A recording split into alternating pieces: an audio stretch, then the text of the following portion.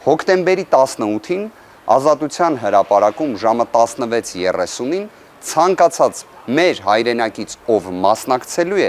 միանալու է այն գործընթացին, որը կոչվում է, որ եկեք վերջ տանք ապօրինություններին, եկեք վերջ տանք անարդարությանը եւ եկեք բոլորով ֆիքսենք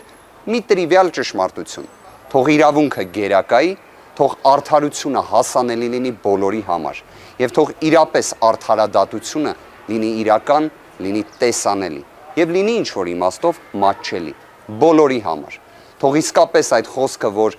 օրենքի առջև բոլորն են հավասար, թող իրականում գործի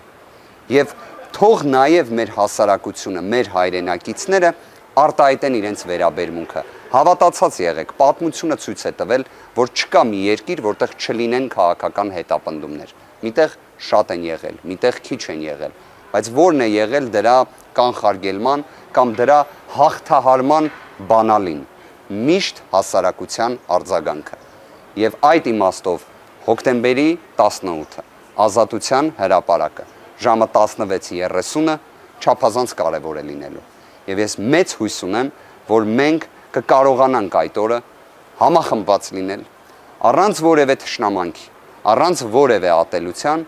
պարզապես ազնիվ մղումով խոսենք նրա մասին, որ մեզ պետք չեն քաղաքական հետապնդումներ, մեզ պետք չեն կալանքի գերակայություններ,